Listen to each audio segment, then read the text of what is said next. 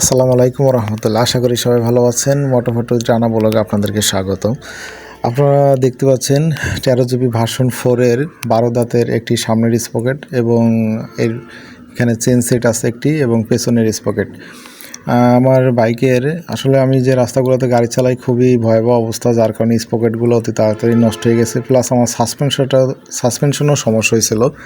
সাসপেনশনের oil সিলটা গেছিলো এবং pressure ছিল না, ওইটা পরবর্তীতে আমি ঠিক করতে পাঠাইছি। আমি ভিডিওর শেষের দিকে বলতেছি। এখানে যে চেন স্পকেট সেটটি দেখছেন এটা হলো ভার্সন 3-র। আর এই ভার্সন 3-র সেটটা নেওয়ার পরে আমি শুধুমাত্র এখান থেকে চেনটা ইউজ করছি। আর হচ্ছে যে আপনার 13 বাংলার সাইফুল ভাইয়ের কাছ থেকে ইয়েটা নিলাম, সামনের স্পকেট এবং পেছনের স্পকেট।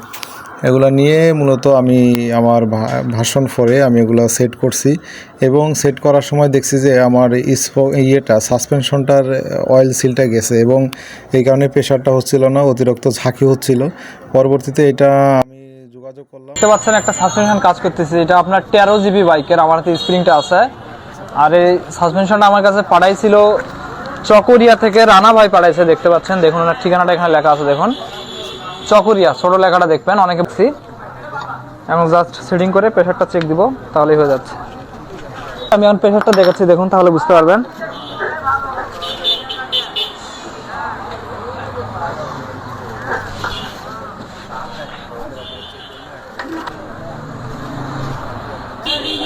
এটা কাজ শেষ, এটা ওকে, এটা আমরা এখন রিটার্ন করে দিব। ঠিক সেরকমই প্রেশার হয়ে গেছে। আপনি এখানে যে স্পকেট এই চেনটা লাগানো হচ্ছে, এই চেনটা অনেক সুন্দর। ভার্সন 3 আসলে চেনটা অনেক ভালো। এই চেনটা 520-এর চেন।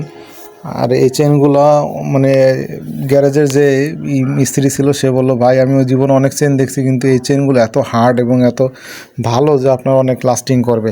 দেখা যায় কত কিলো চালানো যায়। আপনারা দেখতে পাচ্ছেন আমার সাসপেনশনটা রিপেয়ার করা আনার পর এটা লাগানো হয়েছে। চেন, স্পকেট এবং সাসপেনশন এই দুইটা জিনিস আসলে খুব কাজের, কেননা আপনার চেন ভালো না থাকলে আপনার চালায় মজা পাবেন না এবং সাসপেনশন ভালো না হলেও মজা পাওয়া যায় না। এবং এই দুইটা সেট করার পরে মাশাআল্লাহ কালকে আমি অনেক আসলে ভাঙা রাস্তায় চালাইছি, কারণ এইদিকে রাস্তাগুলো ভাঙা। আপনারা অনেকে জানেন যে বাঁশখালী, মাতারবাড়ি অথবা কক্সবাজারের এইসব সাইডগুলোতে যেসব পাহাড়ি বা এমনি রোডগুলো আছে সেগুলো একটু খারাপ রোড ম্যাক্সিমাম। এবং চালানোর পরে দেখছি না, একেবারে আপনার অনেক সুন্দরভাবে মানে নতুন অবস্থা যেরকম ছিল এরকম ফিল। গাড়ি টানটুনও ভালো হয়েছে এবং কাউসার ভাইয়ের কাজটাও ভালো হয়েছে। আপনারা যারা সাসপেনশন নিয়ে দ্বিধাদ্বন্দ্বে আছেন কি হবে না হবে, সাসপেনশনটা ঠিক করা যাবে কি না, এই ধরনের প্রবলেম হলে আপনারা কাউসার ভাইয়ের কাছে পাঠিয়ে দিতে পারেন। কাউসার ভাইয়ের যে নাম্বারটা, কার্ডটা দেওয়া আছে ভিডিওর মধ্যে।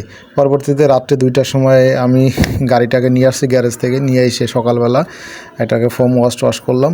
করার পরে আমি সকালবেলা একটু রাইডে চলে গেলাম দেখার জন্যে এবং সব কিছু ঠিকঠাকভাবে চলছে কিনা। যাক আলহামদুলিল্লাহ সব কিছু ঠিক আছে। আপনাদের সাথে আবার কথা হবে, দেখা হবে মোটামুটি উইথ রানা ব্লগে। আল্লাহ হাফেজ।